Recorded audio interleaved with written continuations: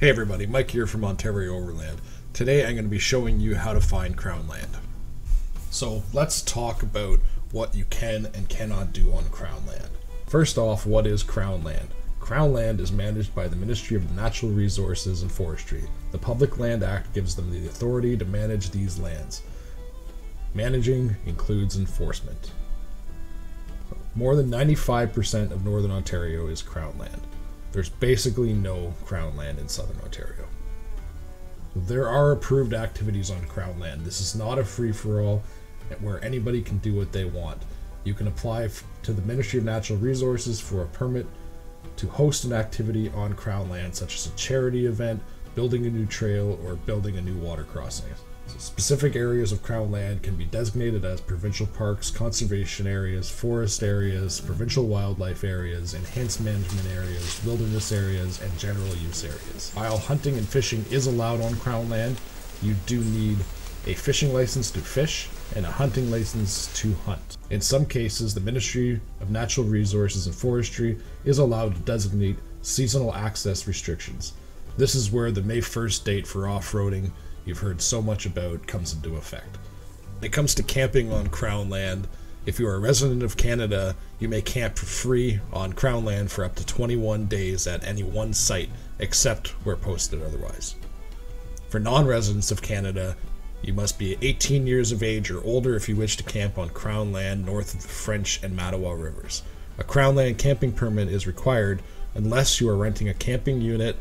That camping unit can include a tent trailer, or canoe, kayak. First off, you need to go to the ontario.ca website. This is the official website for the Government of Ontario. Once you're at that website, you'll see a lot of information that's not really pertaining to us right now. Most specifically, you want to go to the rural and north section. From there, you can scroll down to the Northern Ontario section and find the link labeled Crown land. Click on that. On there you'll find a lot of different things, some of which you need to know, some of which you don't need to know. I would really recommend you checking out the camping section right here. It has a lot of information pertaining to what you can and cannot do while camping on Crown land, especially the 21-day rule. That rule, to sum it up, means you cannot stay at your campsite for more than 21 days in a calendar year. After those 21 days are up, you can move, but you cannot stay in that original location. So once you're at the Atlas page, go ahead and click on the Atlas. It takes a little while to load. I definitely do not recommend using the Atlas on your smartphone. It's just not designed for it. It's much better on a desktop. So you can accept your disclaimer. Now right away you can see all of Ontario, and as many people have told you, there is nothing in Southern Ontario.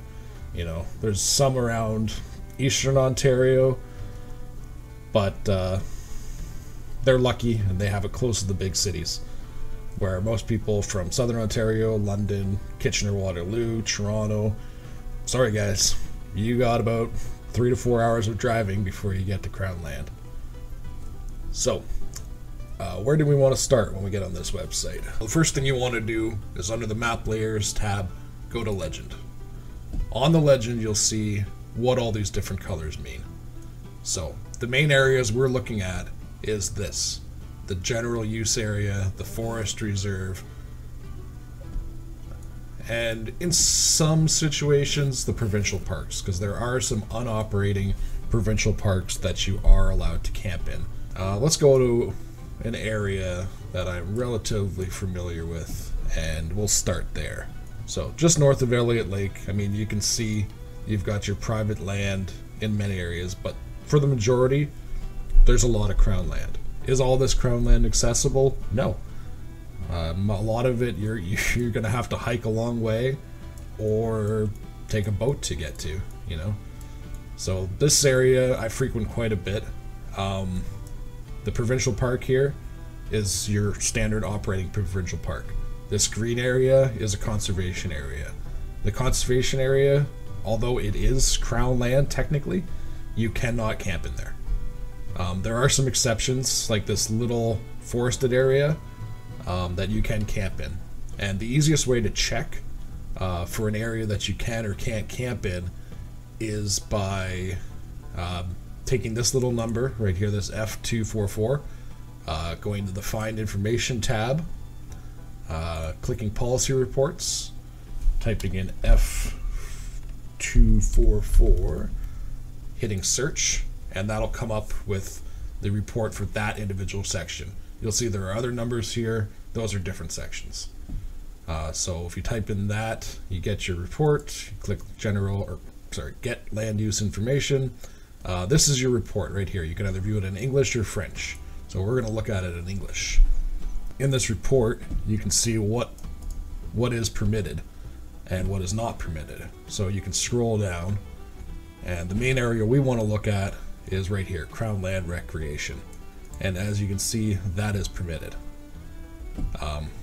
There's going to be always a little blurb. Sometimes it'll say, yeah, it's permitted, but you can only do so X meters from the road or at established campsites only. This just, they've done the research. They're telling you how it is. It's not up to us to like how it is, but we have to follow the rules. Because if you don't follow the rules, you can be charged. So, as well as camping there, you can also hunt, you can fish, you can use the roads if they're existing. So if there's an existing road, you are free to go down it. You cannot build any new roads on that land.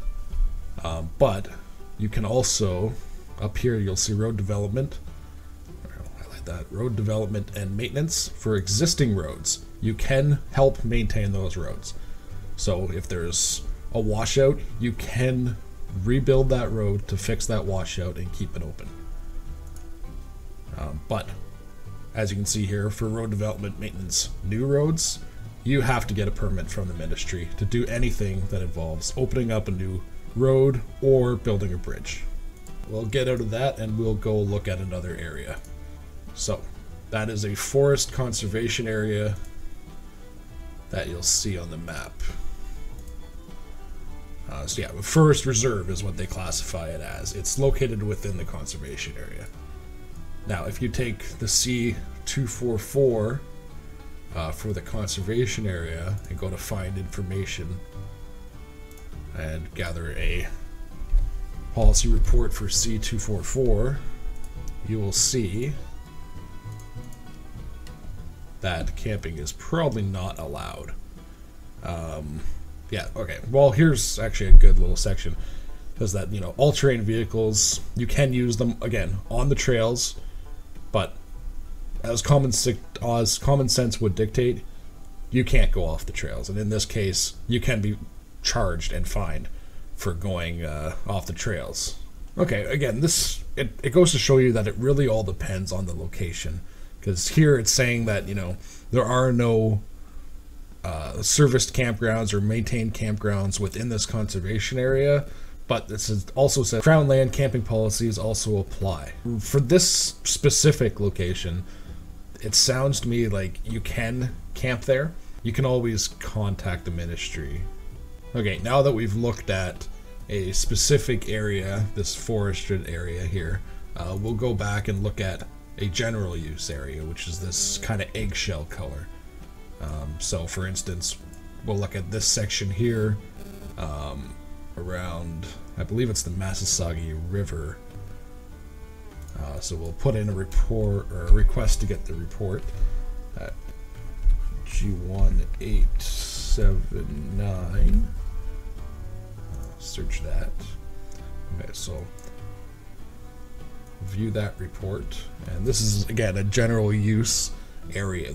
There's what you're looking for is that you can camp on it. It is a general use area. You cannot develop any formal facilities on this land. That would basically mean you can't even build an outhouse. So now that you have found some crown land that you'd like to check out, where do you go from there?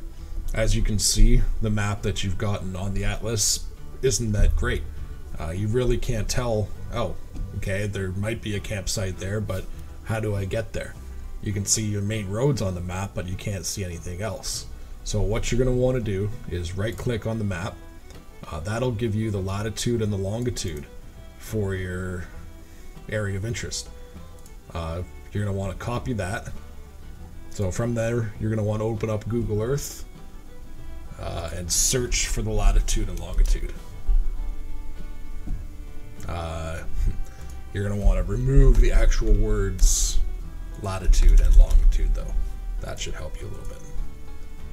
So as you can see, it is going to bring you right to that latitude and longitude. Obviously, depending on the location, the satellite view might not be that great, but it gives you a little bit better view of the area. As you can see, you know, you've got a number of secondary roads, logging roads, and along this river there's actually quite a few campsites that you can drive into. And as you saw on the Crown Land Atlas, pretty much as far as you can zoom out in this area is all crown land. So you're pretty much free if you find a campsite while driving on these logging roads. For instance, this definitely looks like a campsite.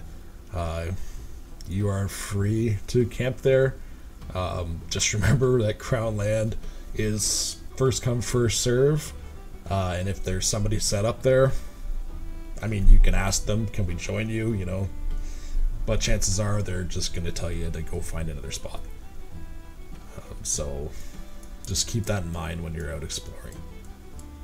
Unfortunately, some people do dump their trailers there for the entire summer. This definitely violates the 21-day rule, but aside from reporting it and having the ministry hopefully deal with it, there's not a lot you personally can do, except just move on and hope to find another campsite. But the good accessible ones definitely do fill up very, very quickly. Alright, that about wraps it up for this video. I hope you learned something and will put it to good use when planning your amazing trip this coming summer. The next video in this series will help you plan a route using Google Earth and Gaia GPS.